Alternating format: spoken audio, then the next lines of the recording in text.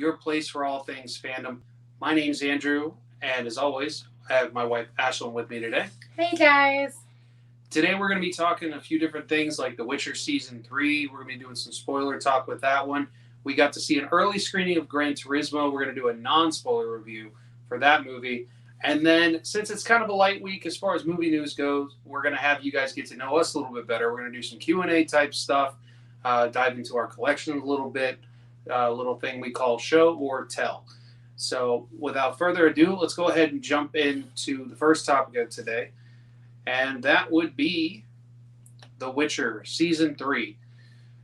Now, we're going to, like I said, we're going to be talking some spoilers here with this one. So, if you haven't seen The Witcher Season 3 yet, first of all, what are you doing? Because obviously The Witcher, generally speaking, is great. I do recommend if you haven't watched this show yet, seek it out. But let's go ahead. We're going to jump into spoilers again. If you haven't seen it, skip ahead to the next part. Come back after you've seen it. So, Ashlyn, I'm going to jump over to you. What were your thoughts as far as The Witcher Season 3?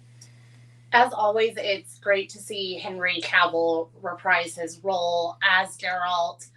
Love him. So sad he's going to be leaving us. Feel like this is one of those iconic roles that the shoes are not going to be able to be filled. So as far as for this current season, I think it had a strong start. Didn't love the way it finished. Of course, it finished on a cliffhanger, as usual. So only thing I don't like about that is that we're not getting to wrap up Geralt as we know Geralt's story with Henry Cavill as the Witcher. As the Witcher. Yeah. So that's unfortunate. Not super stoked with the way that the story ended. I think there were some interesting parts to this season. I liked that we got to see some of our fan favorites come back. We had Triss come back for quite a few parts, so that was really cool. I really enjoyed the actress that plays Triss and her interpretation of Triss, which I know is very different from the books and the video games, I believe. Yeah. Yeah, I agree with most of that. Like the whole cliffhanger thing is, it's not a huge cliffhanger. It's more just like a big open ending type of thing because they've pretty much all gone their separate ways as far as like Ciri is split off from the group and she's about to go on her own adventures. Now, I myself have read through almost all of the entire Witcher series with the novels. And the thing that kind of frustrated me about having read these and then jumping into this season is as you could see, anybody who's read the books or knows the lore of The Witcher, you could see with season 2 they were going in a very different direction than what the books were doing. Now it seems like we're kind of backtracking into what the books had for us as far as they're leading into Ciri joining the rats, the like team of like elves and non-elf like young people that kind of like ransack and just kind of they're kind of like the Robin Hood of the era, but much more. Evil's not the word, but they're not great people. They're rambunctious. Very rambunctious, and they kill a lot of people. Yeah, some of those scenes were very intense and very bloody. So yeah, and that of course was at the very end of the season as well, with Geralt trying to recuperate from his battle. There was some really great moments throughout, like the beginning of season 3, like first or second episode was really good. And then when we got the second half of season 3, that first episode, I think it was episode 6. I think so. Was one of my favorites of the whole series season. There were some really great shots in that, especially you might remember when they throw him the sword and he cuts the fire guy's head off. Yeah, that was pretty badass. That was like one of the best shots. We got to have like kind of a last battle moment for him in the very last episode. But overall, I was left very much like disappointed with the season as far as it being Henrik. Too many questions. Yeah. the like whole thing with Siri's dad and like how he's here, like what his plans are. I'm assuming that stuff moving into season 4 when we're gonna have one of the Hemsworth brothers. I'm still not really sure how that's gonna work out. Kind of my like hope is that there's a recast. I just don't see. I think it's Liam, right? Yeah. Filling this role. So my like secret hope is that they just go, you're not really working out. I think we're gonna have to go a different direction. But that's just my like selfishness of wanting to see a better caliber actor, someone that could fill the shoes that in the path that Henry Cavill is set up. If we're going to recast, I don't think anyone will ever live up to the role that he's set up. But as far as like a different representation, I just feel like I almost like I know storyline it doesn't make sense, but it almost makes me want to just like have an older Witcher because I've seen the representations of that. Like if they were going to change actors, obviously it doesn't make sense timeline wise though, and what they're currently setting up. Yeah, there's so many. They set off so many different paths after the end of season 2, and created a new villain character with the witch that they not completely destroy because she ends up joining the Wild Hunt, but that's not a character from the books or the games as far as I'm aware. It's fine with interpretations to add things and subtract things, but the problem is they caused a lot of rifts that they need to address and that they haven't addressed yet. They haven't addressed the fact that Ciri's father showed back up, something we saw at the end of season 2. They haven't addressed the fact that, in my opinion, they didn't fully address the fact of Yennefer getting her powers back. True. Because she took on the witch character at the end of season 2, and that kind of like reignited her magic. But I was worried that there was going to be some sort of lingering effect or something like that. Apparently that's not the case, and they're just going to blow past it. I forget what that witch's name is, but she gives me like major Baba Yaga. Yeah. Like I don't remember vibes between like the house and everything. I was just like, is this like Baba Yaga for The Witcher? Like yeah, with the house with the chicken legs, chicken feet, or something like that. It was very strange, even for The Witcher. I think the problem is that Netflix keeps trying to turn The Witcher into their version of Game of Thrones. And so they are just throwing so many things at us with all the different kingdoms. I know there's not quite as many kingdoms as Game of Thrones, but we have the kingdoms as far as the kingdoms themselves, and then, of course, where the sorcerers are at. And then you've got all those different sorcerers that work for the different kingdoms, and you got to keep all the characters straight. You got to keep straight, who's working with who, and people are changing sides. I very much agree with you on they're trying to make this like a whole Game of Thrones thing, and they should have learned if HBO hadn't taught them anything. Stick with the source material. Also, stick with the sex. I'm just kidding. But I'm disappointed that we didn't get any spicy scenes with Yennefer and Geralt this season. I was really hoping that this third season we were going to have them, consummate the relationship again, at least one more time with Henry Cavill. I think all the women can agree that we needed at least one more naked Henry Cavill scene. Oh, trust me, it's not just the women. True. But yeah, just as a new but pretty big Witcher fan, I am overall disappointed with this particular season. I was able to enjoy the previous seasons a little bit more because I hadn't read the books. Once I did, I realized how much they kind of divulged from the storyline. But I can still appreciate for what they were. But this season, it really became a mixed bag. And you could see that they're kind of like pulling at threads and are like, oh, we're going to address this when we weren't going to do it before. And oh, now we might go down this path or we might not. There's a lot of if, ands, and I'm just left like I don't know where they're going to go. I'm very much like you. I'm not really interested in seeing Liam Hemsworth's version of this. And like, no offense to him. It's just, first of all, I'd have a hard enough time with anyone replacing Henry Cavill in this role. It's even worse than like the Superman situation, in my personal opinion, because at least with that they're pretty much rebooting the entire universe for DC. It's just Geralt getting replaced, and Netflix was all like, "Oh, it's going to be a seamless transition." Bullshit.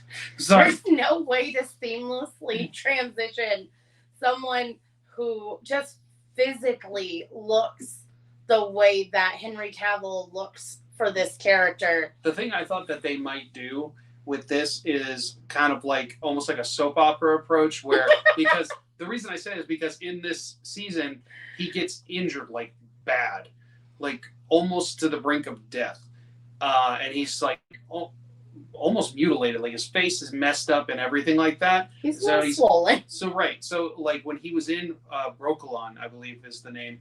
I thought that like he was going to heal and then like, but he was going to be there through the end of the season, and then when they come back, he's healed and now he looks Surprise! a little different. Yeah. Like I said, the soap opera approach. It's like, oh, he magically looks different. The magic changed but his the face. same. Yeah. I'm not saying that was the way to do it. I just thought that might be the approach that they would take. We just need a full-on George of the Jungle approach to it. Yeah, where you're not Brendan Fraser. We're just going to take that approach, get it out of the way. Yeah, someone. I need one of the dwarf characters. Oh my god! To address it and just be like, you are not the same Geralt. I know. It's just, oh my god, that would be so funny. So funny. So yeah, I think overall, very. I don't like. I feel like I'm saying meh a lot on this show, but very meh. I did like Tasea's story. I'm sad that we had to say goodbye to Tasea. I loved her character and that wrap up between her and Yennefer. Like we said, this is a spoiler review, so we're sorry. It's your fault at this point if you haven't watched it and you're still watching the video. It's your fault. True, we gave you forewarning. Yeah, so Tasea goes through a lot. Oh, gosh, poor Tasea. They put her through the ringer this season. Man. Like, talk about betrayal. Oh, I'm so mad. I'm so mad that we didn't get like a revenge for Tasea and everything that she went through. So now we're chasing down. I think it's coming. Oh yeah, Yennefer is gonna rain down hell. Oh my gosh, I don't want to watch, but my morbid curiosity is going to make me watch the 4th season. Yeah. And I just need to see where Yen's storyline. I will say it's probably the most touching moment outside of Tasea's goodbye to Yennefer is when Yennefer acknowledges Ciri and calls her daughter. I think both of us were just like, oh, choke back the tears. Mm-hmm. That was a really, really nice moment. And I believe it was part of that first episode of the second half, the episode 6, if I remember correctly, or it was the beginning of episode 7. I can't remember, but yeah, that was a really beautiful moment, and I can't imagine the chemistry being the same when you replace Geralt. Now, the one thing they have going for them in that regard is they have taken Ciri out of the picture as far as with Geralt right now. If they are reverting back to what the books do, Ciri's going to be on her own adventure for quite a while. There's a lot of like, they meet up, they go away, they meet up, they go away. That's kind of like their thing. One thing I forgot to mention was I wasn't really a fan of the episode with Ciri's in the desert.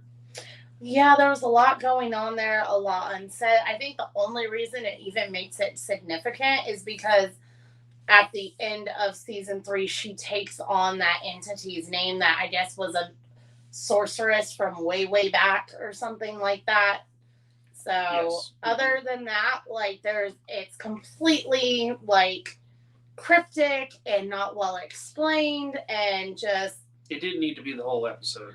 That's for sure. Definitely didn't need to be the whole episode, but like definitely was most of the time unnecessary. Everything she's going through, like I feel like that could have been something that I don't know, max 15 minutes to kind of do that storyline, and we still don't know exactly how she got back, where she went. Like there's so many things just completely unanswered. And not that we have to have answers for everything, just like in a way that makes sense for the casual viewer.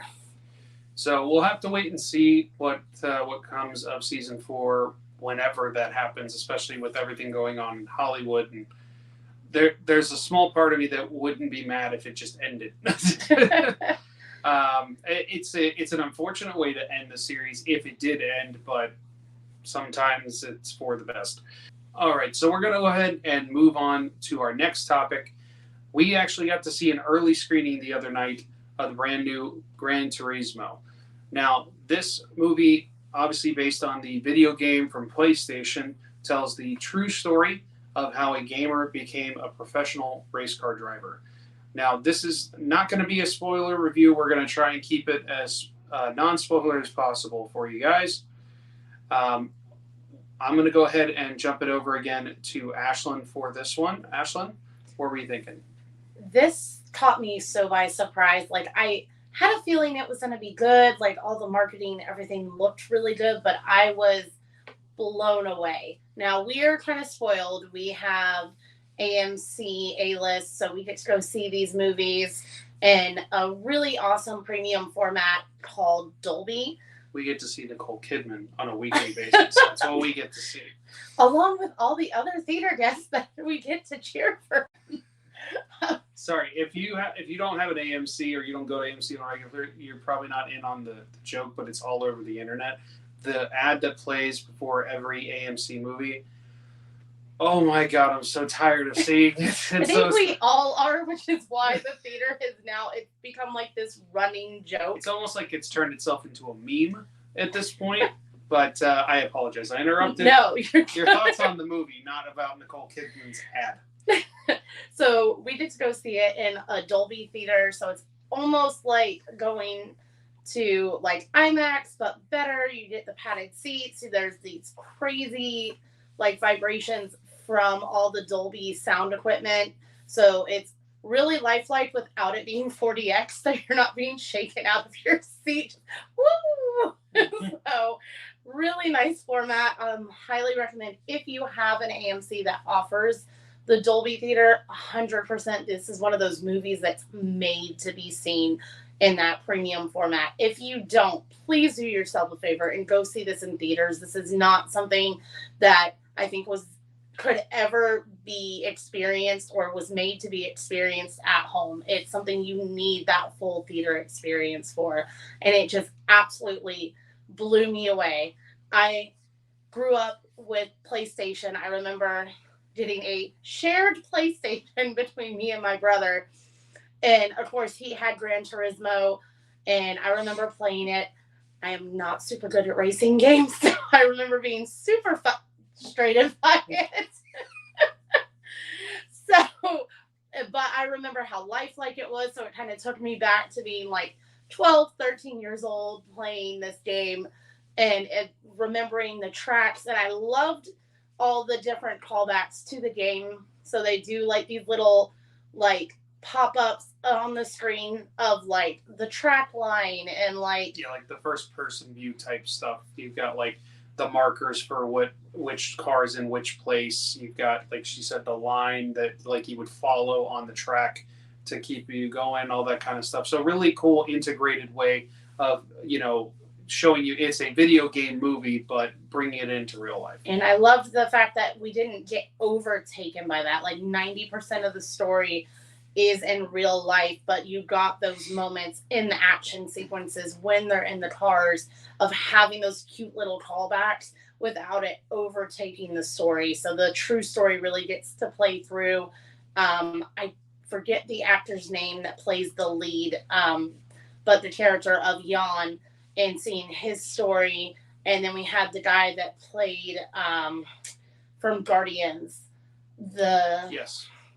He was in the first Guardians movie, and I don't remember his character's name either, but he was one of the main henchers, the one that says when he's like, "My name's Star-Lord," he's like, "Who?" that guy. that gentleman plays Jan's father, so who was like the soccer player and everything. So they come from very different worlds, and so his dad like totally does not get this whole video game thing, and so you've got that kind of personal story playing out along with the stuff with Nissan, as they kept calling it. So now I feel like I've been calling Nissan wrong my whole life, and it's Nissan. Nissan is how they pronounce it, yeah.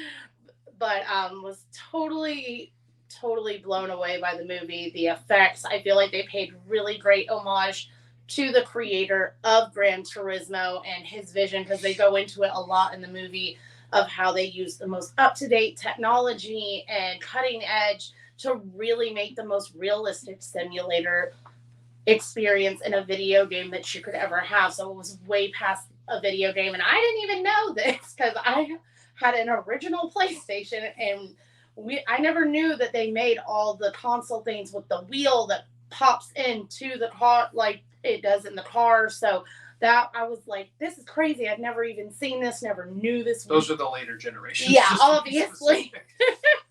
But it's crazy to think that that's what people had access to, and the pedals and everything. And they show him in like the internet cafe type thing in the gaming room where they have the full console.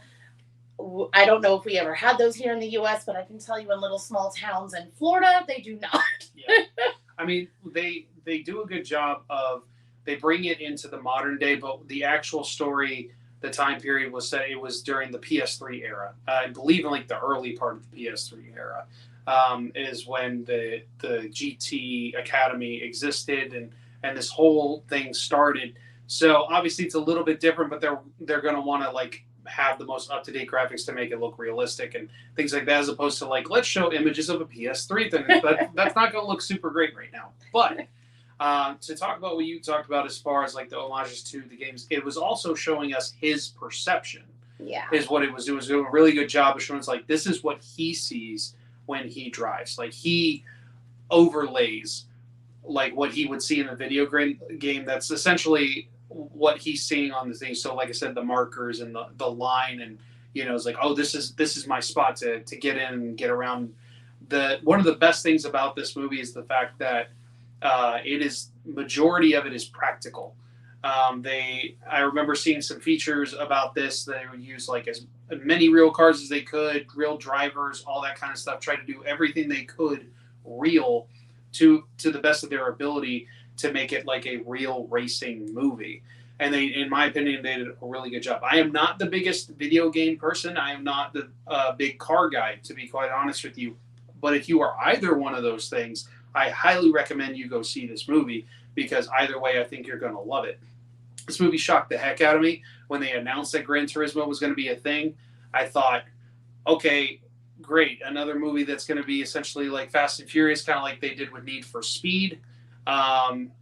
I didn't mind Need for Speed. I think this was just light years ahead of Oh, it. yeah. I'm glad they went in a completely different direction. They had a true story to tell, which I had no idea about when they first announced it. I was like, where was this? Like, yeah. I wish that our news was more integrated like the UK. So, Right. like, when these things happen and they're so massive for, like, Europe, and I'm just sitting here like, where was this? How did we not hear about this? Yeah, it's not like we weren't alive when it happened or something I'm like just that. like, are we really that cut off in our own little bubble over here that like we don't know about these things? Yes, Apparently so. So I was worried that we were getting another one of those because Need for Speed was kind of that, and I actually was more of a Need for Speed guy as far as, I did like racing games when I was a kid, but it was like Need for Speed, Midnight Club, Burnout, the ones where you do the crazy driving, the driving that they do in Fast and Furious type stuff, where you're jumping off of buildings and stupid stuff like that, as opposed to a driving simulator for like real car people. But it was, like she said, it was really cool to see how well integrated everything was. They would like scan the dashboards of these cars and the wheel wells and just really like dive into these things, and how the lead would talk about how he would spend hours adjusting cars, and that's how he was able to know if something needed to be fixed or replaced or changed or anything like that. He would just, even though it was a video game, he could feel it from, I'm assuming, from like the pulsations. Yeah, the vibrations he'd get from his controllers and his system and things like that. And They even talk about it in the film. There's a scene when he's on the track in the GT Academy where he talks about the brakes being graded, and they're like, Glazed. how glazed. Yeah. That's what it was.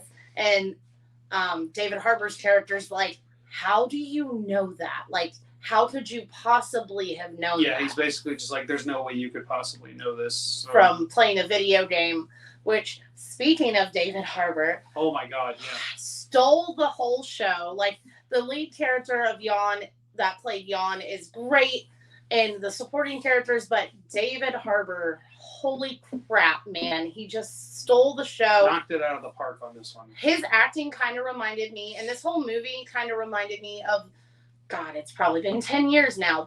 It was, surprisingly, speaking of another Hemsworth, was when Chris Hemsworth, I believe it was, in that movie Rush.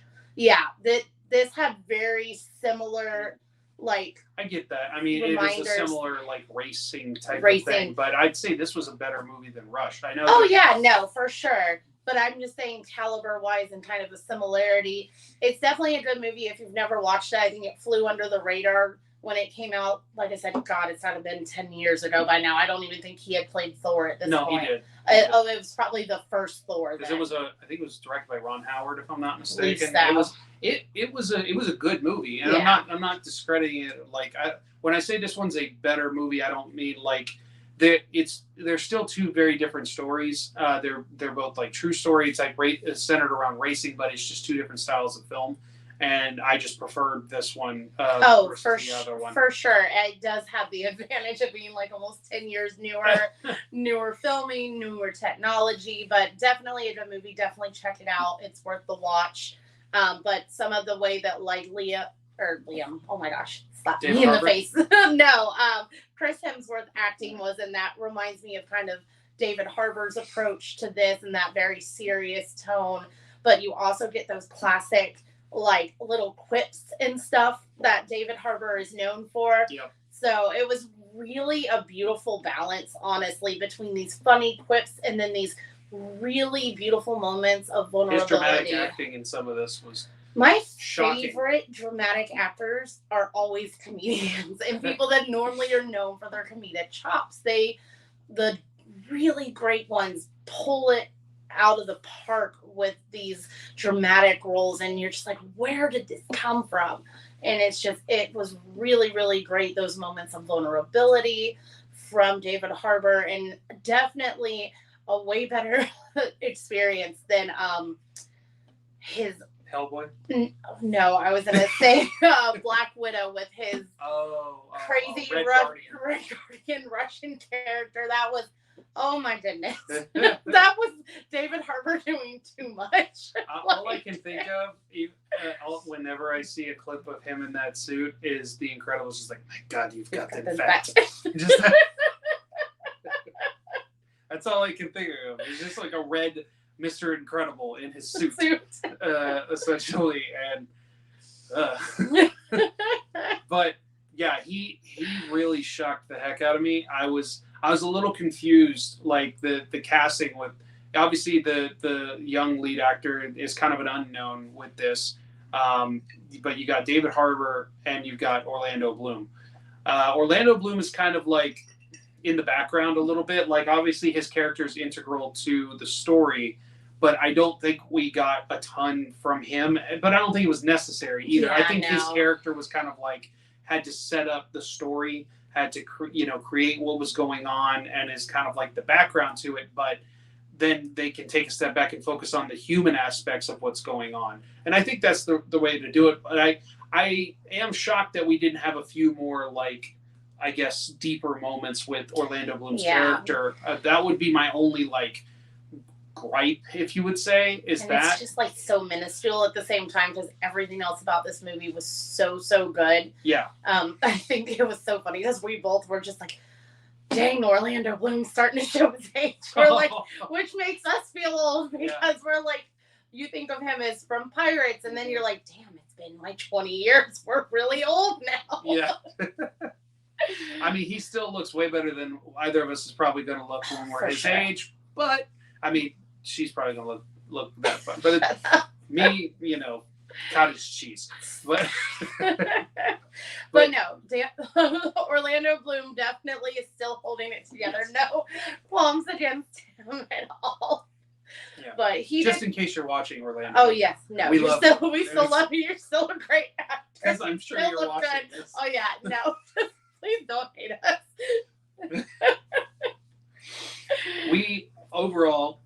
I think we both loved this movie. Oh my gosh, for rating, I gotta go with God, it's gotta be like a 9. Yeah, I think I'm there too. It's like 9. The lowest I'd give it is an 8.5 type of thing. And that would be like being super critical type of thing, because at the end of the day, sometimes it's not just about being super critical when it comes to movie reviews. Sometimes it's about, what did the movie make you feel? How did you walk out of the movie? Were you raving about it? Were you talking about it for the next hour type of thing? Like just going over bits and pieces and the experience in the theater. There were so many times my breath was taken away. So many times that I just got hit right in the feels with things, and you really truly felt these characters' experience. Honestly, as far as racing movies are concerned, because we've talked about a couple of them, definitely liked Ford v Ferrari was really a big one for us that we enjoyed. Yeah. Honestly, that one's still up there, top 3. This one's gotta be my favorite racing movie I've ever seen. Really? Really. Yeah. Wow. For true story racing movie, especially 100% number 1, I'd say Ford v Ferrari. Number 2 for me, I think that one was really well done. Those are just those ones that I feel like I'm definitely going to be able to go back and watch this time and time again.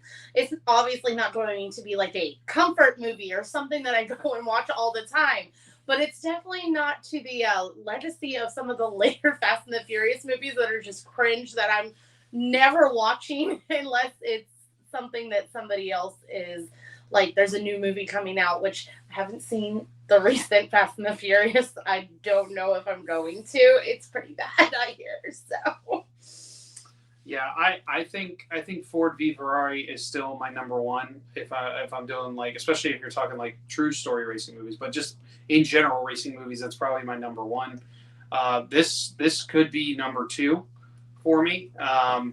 If I'm going overall racing movies, the first Fast and the Furious is probably. I knew you were going to say that.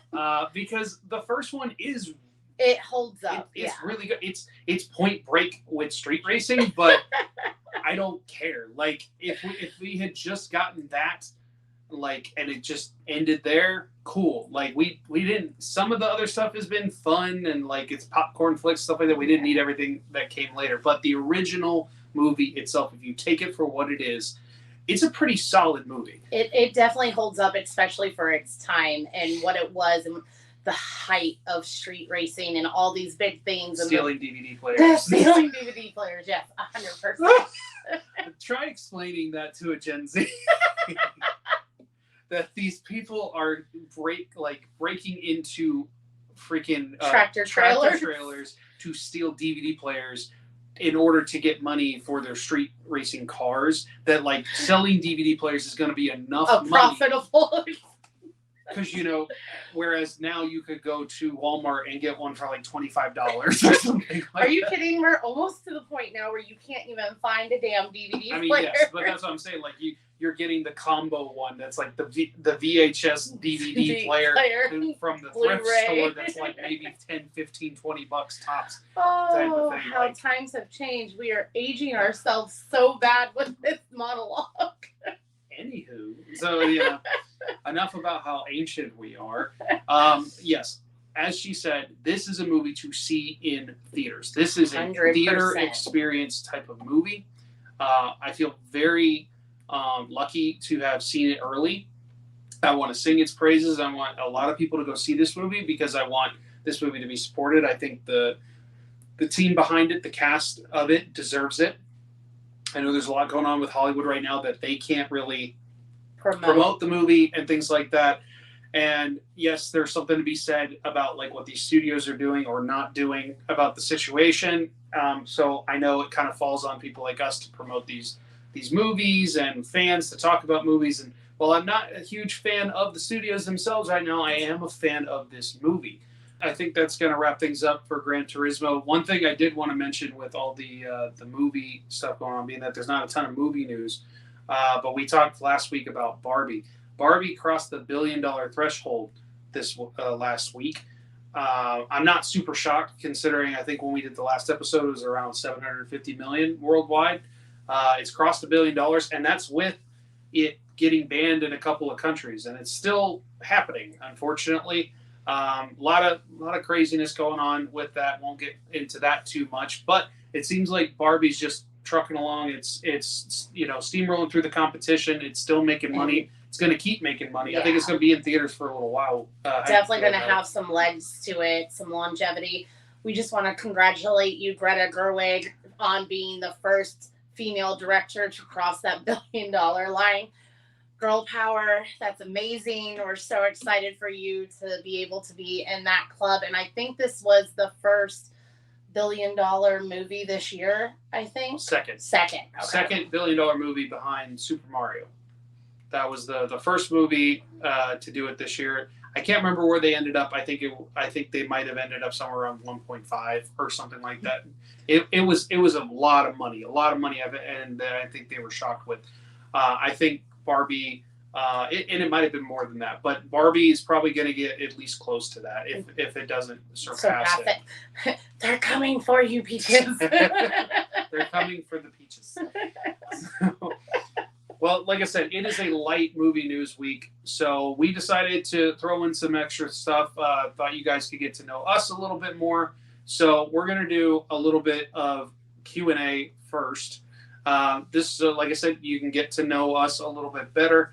We're just going to do some rapid fire questions, things like that. So the first thing I'm going to do is, I already know the answers to most of these questions considering I'm married to you. But for the viewers out there, what are a couple of your favorite comfort movies? Oh, I'm going to get so much grief from my husband about this. Mostly because he complains anytime he just sees the opening monitor of these movies and he's like, again. I'm pretty sure I could make this list for her, but so rude. So definitely up there is going to have to be the Paddington movies. I know we talked about them in a previous video, and they're just my go-to. They're so heartwarming, and with so much awfulness and crap going on in the world, it is really easy to get down, and that's just one of those ones that I can just disappear into, and it's so wholesome and sweet and just so adorable. If I could have my own Paddington, I totally would. I guess our dog has to suffice. So he's just grumpy Paddington. That's all. Very much. He is. So if you guys don't know, we have an 11-year-old. He's a mix. He's a boxer, we think German Shepherd, and possibly a little bit of pity in there.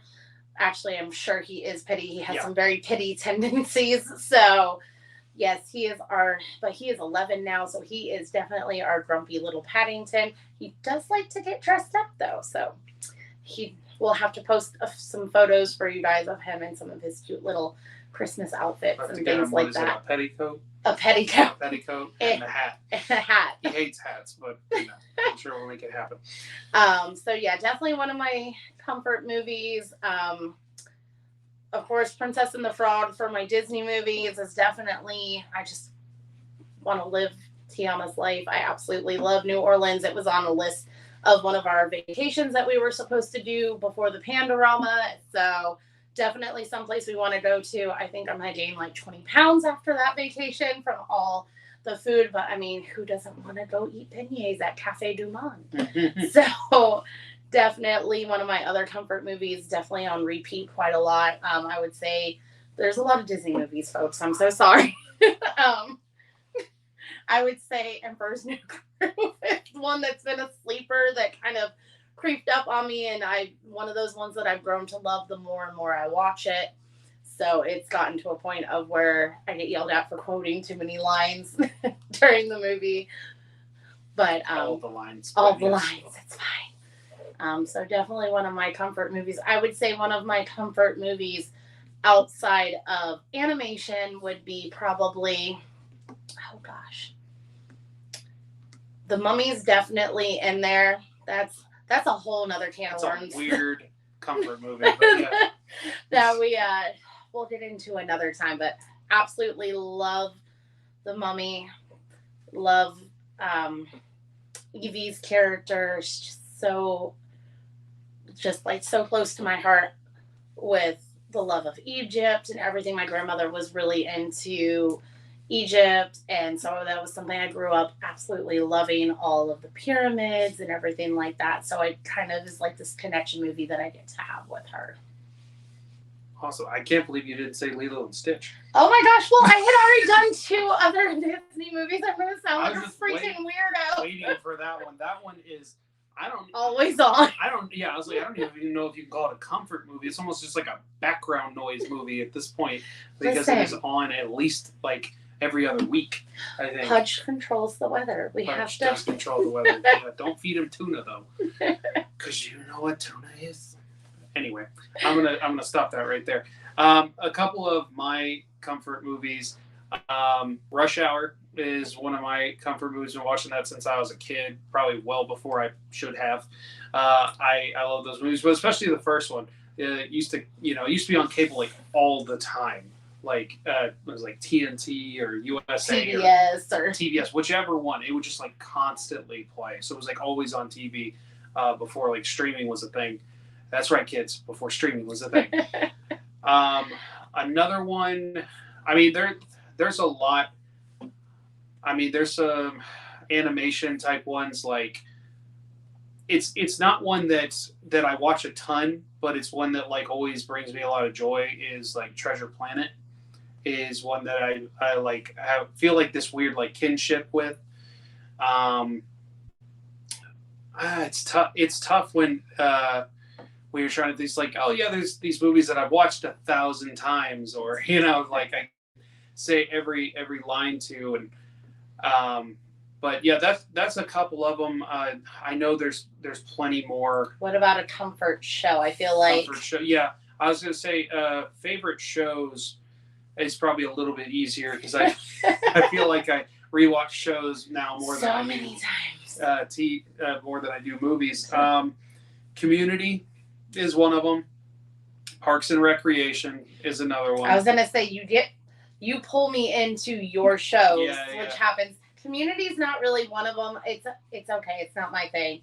Parks and Rec totally pulled me in. It's become one of my favorite rewatchable shows. So we've rewatched that one a lot together. Rules of Engagement. That's one we've watched a couple of times. And of course, Psych. Psych, yes. Definitely. That's one for me. So it's like Community, Psych, Parks and Rec. Those are probably like my 3. If I had to be like stuck in a bunker type of thing and I can only take like 3 TV shows with me, it'd probably be those 3. Like I know a lot of people, they say The Office, and I do enjoy The Office, not the first season, but I do enjoy The Office.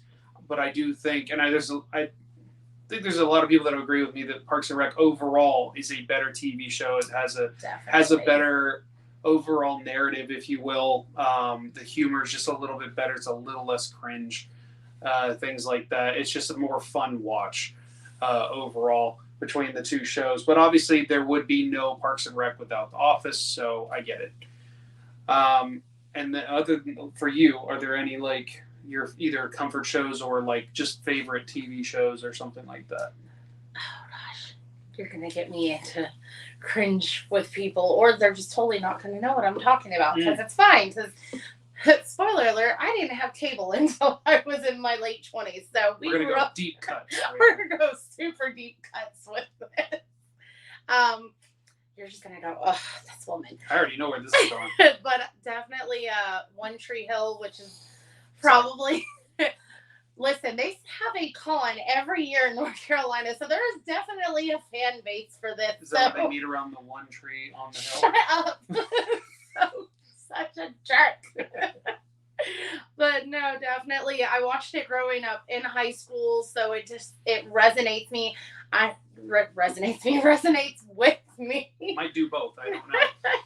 I'm sure most people will be like, for that one, like kind of how you said, like The Office is why we have Parks and Rec. Definitely feel like Dawson's Creek is why we had One Tree Hill. Yeah. So Dawson's Creek's why we have a lot of those, like, a lot of those dramas and stuff like that, like Gossip Girl, all that kind of stuff. It has to do because of Dawson. The Beak. The Beak. Yes. Oh gosh. Any other ones? Charmed. Original Charmed. Yeah, that's one I've definitely watched before, and then Buffy the Vampire Slayer. And Angel, of course, which was although the you spin-off. prefer Angel. I do prefer Angel. I definitely like after season 5 of Buffy when Angel walks away and we get his own individual show. I think just for where Buffy goes for season 6 and 7, I do prefer Angel over the later seasons of Buffy. So in season 5 is when Angel walks away and goes to go off to Los Angeles and he gets his own series. And I just supporting actors and everything in that show, I think were just so much better. You had Lorne, you had Gunn, oh gosh, can't think of the girl's name. But all of those supporting actors, I just really liked their stories a little bit better than the stories of like Buffy's sister Dawn and then Buffy and Spike. I'm sorry, I know there's like a whole fan base for that. I'm so sorry, but like I definitely ship Angel and Buffy way more than I do Buffy and Spike. I do appreciate Spike's redemption storyline and everything that goes through Angel and then crosses back over as he comes back to Sunnydale and ends up with Buffy. So individually, I like Spike and Buffy. I just will always be a Buffy Angel fan as far as that relationship goes. To me, but yeah. Something that I'm surprised I hadn't said that's become like a sort of a new comfort is for me is like Clone Wars, Rebels. Those are some of my favorite stuff to watch. I'd say as much as I love Ahsoka, Rebels is probably my favorite show from Star Wars out of any of it. It just helps it has a more through line narrative as opposed to jumping around over the entire universe of while the Clone Wars is going on. It just kind of helps keep things a little bit more steady. Are we on 4th rewatch at this point? Oh, I've watched Clone Wars at least 4 times. I was talking about Rebels. Oh, Rebels! I've watched it through at least 3. About to be the 4th because I'm trying to get ready for the Ahsoka series. Yeah. One more question, just because I brought up the Star Wars thing. If you've seen the show before, if you watch any of my contests, you know who my favorite Star Wars character is, Ahsoka. She's my favorite. I'll go with favorite light side character is Ahsoka. Favorite dark side character would have to be Maul. But actually, if I say like villain, Thrawn is my favorite. Out of curiosity, who are your favorite like good and bad characters in Star Wars? Oh gosh. Okay, guys, I'm a Gemini. This is really hard for me. Strap in, everybody. Oh my gosh, I really love all the girlies. It's so hard. I definitely. I'll give you. Give me a top 3. Top 3 of the girlies. Because I know you can't pick one of anything. I literally can't, guys. I'm terrible at this. I'm surprised I was able to get these other things out of her. But give me top 3 of the good people, because I'm sure you could narrow down the bad people a little bit more. So. Okay, so I'm gonna go for my top 3 light side characters. I'll do 2 girls, and I will find a guy in there somewhere. You can do all 3 girls. No one cares. My favorite's a girl, so I know. So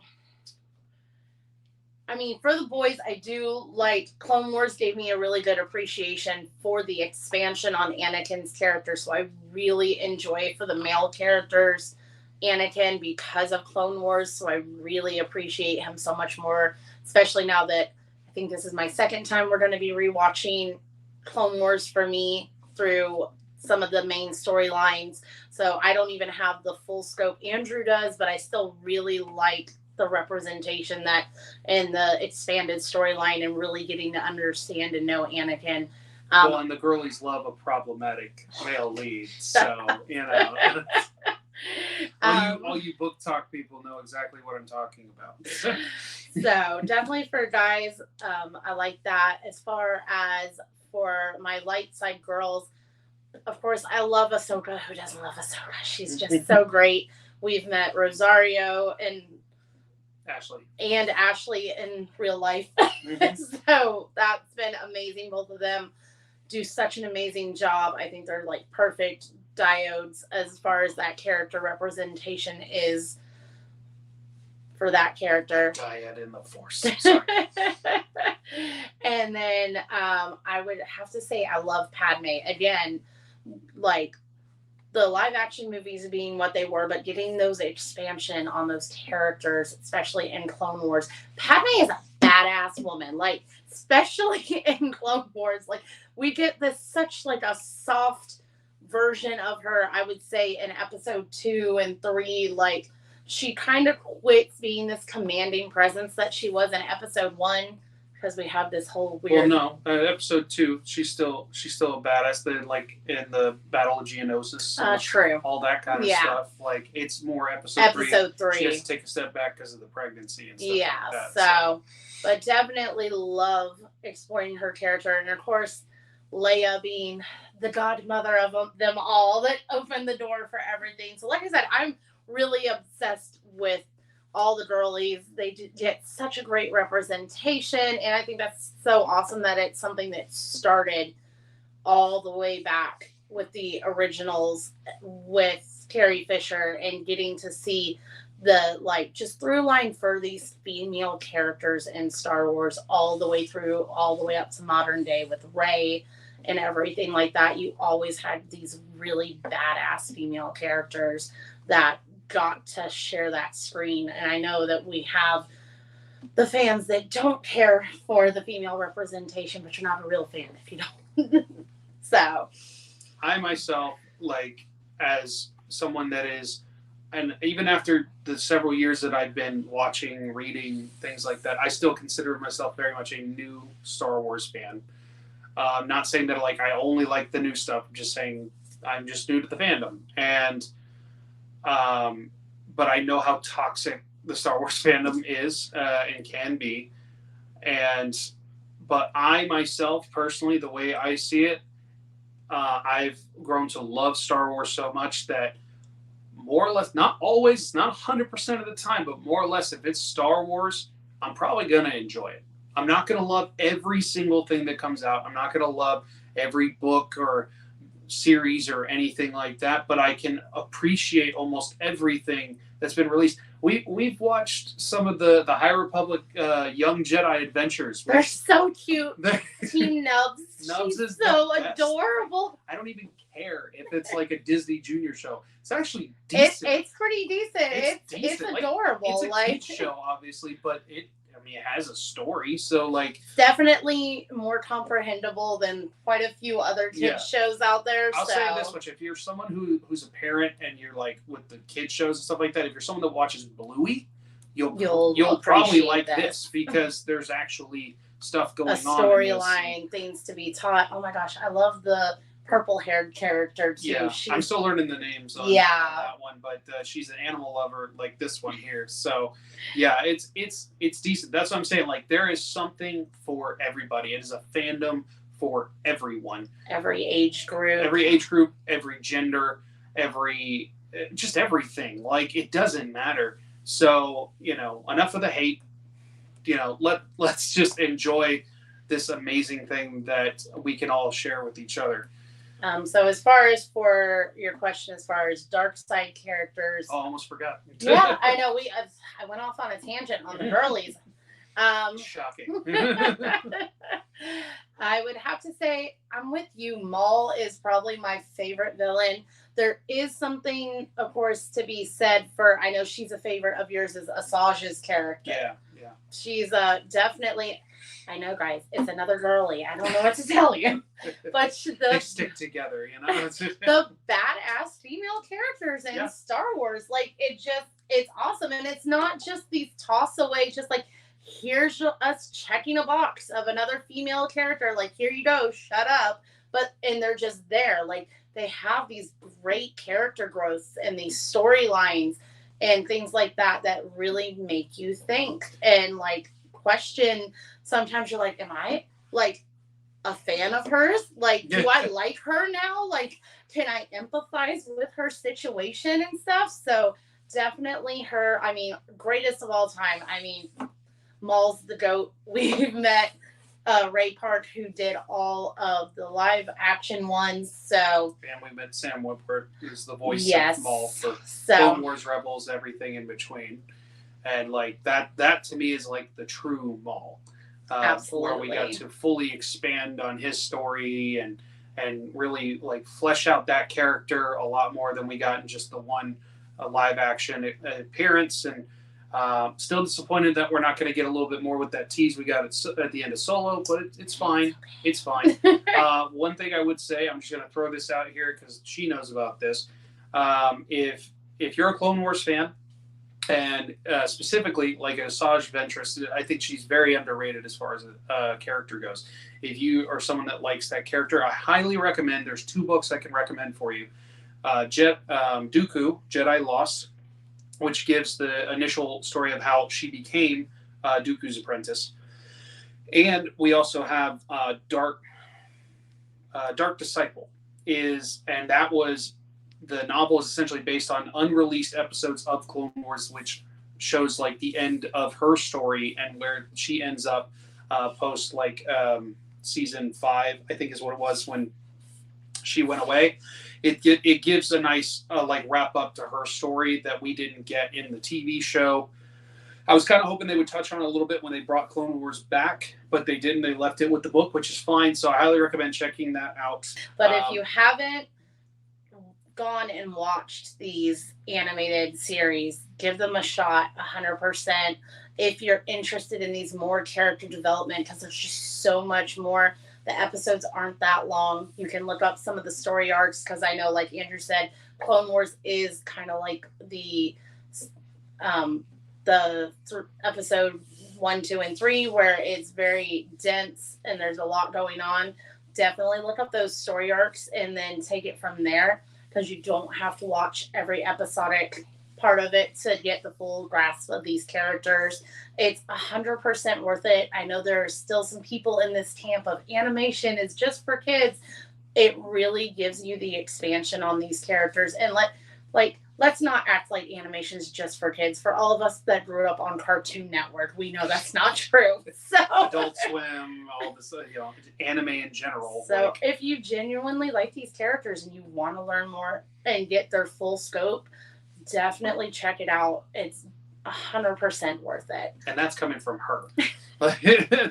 Someone who grew up on the old originals on VHS, so I had that appreciation for the originals. Where I didn't, and I have grown to love as much about Star Wars, especially because I have my conduit over here to introduce me to everything. So it's definitely worth it for someone who's a casual viewer, but has these characters that pique their interest and that they get attached to, and you want to learn and grow with them and see their full stories. This is a great way to do it.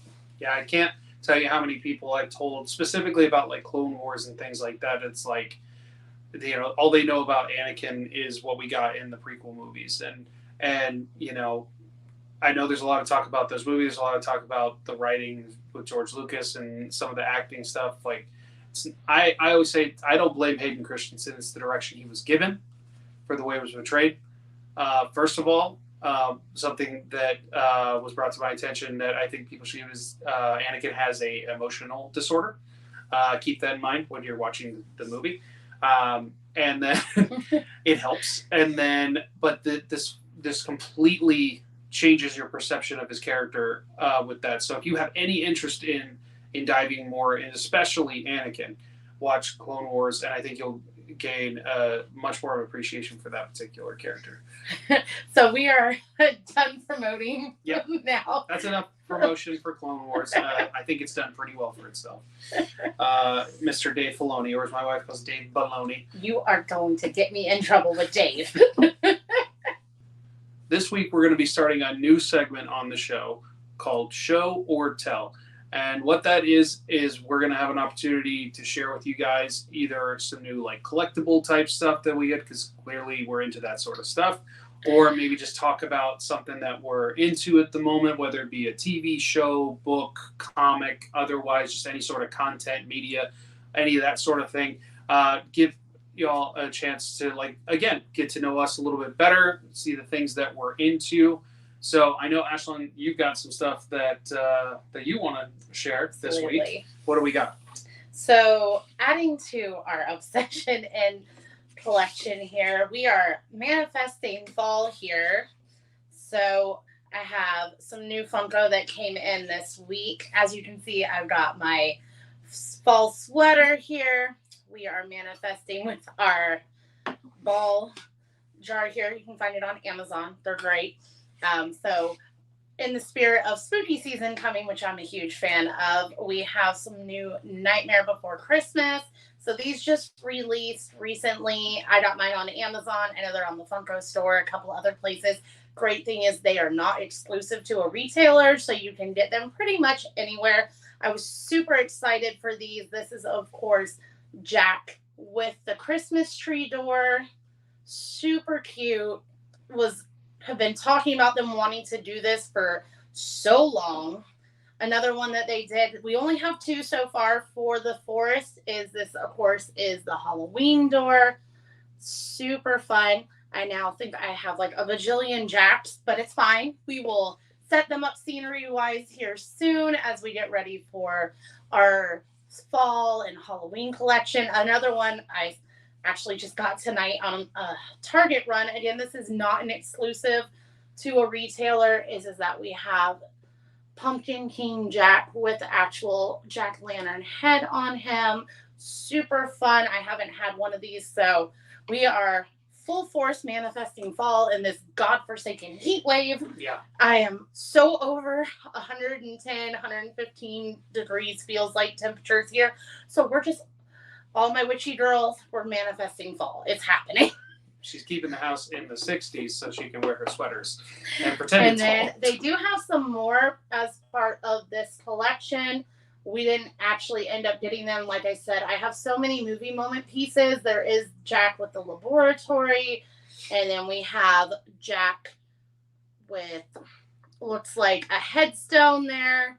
And then Sally with the headstone. They have so many different variants of this piece. Like I said, great thing is they are not exclusive, no stickers. So you can get these at any retailer, which is awesome. I am so looking forward to expanding my Halloween setup. We'll probably post a little clip of our years past. Andrew did a really awesome setup for me with the lights and the music. I know it's on your TikTok. Yep. You can go and see it there. Super, super fun setup. So we are a big spooky house. So I am excited to add these to the collection. Just think we're going to start like a drinking game or something on how many Jacks can I have, which is funny because we joke all the time about the fact that it's on our rotation for Halloween movies, but we are not your, as you can tell, your typical crowd for Nightmare Before Christmas. It's not something that I'm obsessed with the movie, but the aesthetic is just, it's a whole vibe. All right, Andrew, now that I've shown off my show or tell for this week, why don't you show everybody what you completed for this week? Yep. So I finally got to complete my Funko Bounty Hunter collection. That includes, of course, Darth Vader, Boba Fett, IG-88, Bosk, and the whole line. It's a pretty cool one. It's a connecting piece. The pieces don't 100% fit together on the backside, but once it's up against the flat surface, I'm sure it's a lot less noticeable. But it is like a puzzle piece, so they do go into a specific line. It's a pretty interesting piece. And when I first saw it come out, I was like, I didn't know how to feel about it. And I definitely wasn't going to pay retail for it, but I was pretty lucky. GameStop did like a sale where I got like 5 out of the 7 of them for like $6 or $7 a piece. You can't really beat that. I definitely paid like half retail cost for the entire set by the time I got every piece of it. And it's a pretty cool one. Like I said, a pretty cool one to have for my ridiculous Star Wars Funko collection. which is why I know someone was like commenting on one of your videos, rich. Guys, we are not rich. This is how we are in this game is we struggle bus with coupons and aftermarket. Like we are not buying these things outright at full retail. Thrifty. Thrifty is the word we're looking for. I got one more thing for us, and I did share this one on my TikTok, but last week I picked up this baby right here. This is the new helmet from the Star Wars Hasbro Black Series collection. This is obviously a Clone Trooper helmet with the Ahsoka insignia painted on the front, just like in the final season of the Clone Wars. And like I said, massive Ahsoka fan, obviously. So when I saw that they were finally coming out with this, I had to jump on it because Clone Wars, one of my favorite shows, Ahsoka, favorite character. The clone helmet is like my favorite design of any of the Clone Wise or Stormtrooper or any of that kind of stuff. It's definitely like top one. As I mentioned in my TikTok video, I'm really hoping that they're going to have like a Rex helmet soon. Definitely need a Rex. We're just adding all the babies to the collection. We don't have children, so these are our babies. I got a bunch of different ones. I also want to see a Sabine helmet made. That's one of the girlies I forgot. Sabine is definitely a big favorite of mine, so I'm dying, especially after we got Bo-Katan and how well that helmet came out. Hasbro, I need a Sabine helmet. Listen to the words that we say.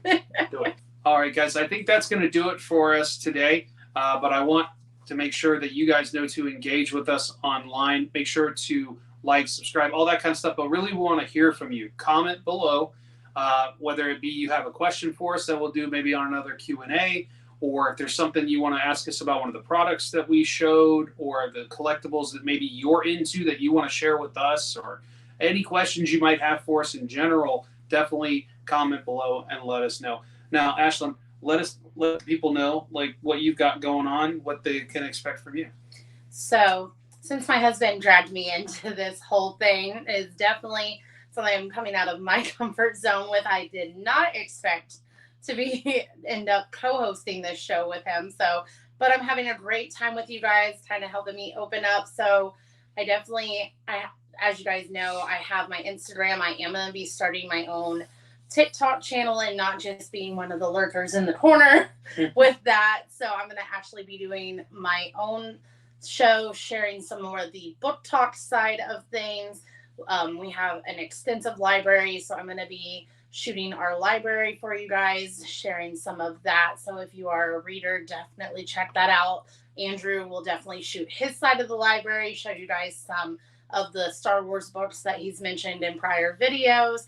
Give you guys a kind of an overview of that from both sides of our fun personalities here. Our library is very much an identity crisis in the type of reading materials, but definitely a cohesive thing that we're putting together. We're going to be constantly adding to that. So definitely check me out. I will have the Book Brat 90 for that as well. So you'll be able to find me over there for that, and I'll be doing some book recs and just some what am I reading, and then you guys can talk to me about all that type of fun stuff as well. And then I'll probably go into a little bit of my collection as well for my statues, Funko, things like that, but we'll mostly try to keep that cohesive on this channel. So, and of course you can find me on pretty much all social media at Andrew is Losing, Instagram, TikTok, all that good stuff. Share a lot of our collection type stuff on there in the shorter videos. So if you're interested in that sort of thing, be sure to check me out. But also, you want to make sure that you're checking out Retroactive Instagram, TikTok. It's at Retroactive POD for our social media platforms as well. So be sure to check us out. One last thing that I did want to mention before we jump off is we still are doing our new subscriber giveaway. If you want to win our Ninja Turtles prize pack that we have with this specialty poster and comic from the new movie that came out, be sure to subscribe to our channel. The first 50 subscribers to the channel will be entered into that contest, and you have a chance to win that prize. More details in the description below. Yep, and I think that's going to do it for us today. Thank you guys so much again for joining us on Retroactive. And we'll see you next time. Bye, guys.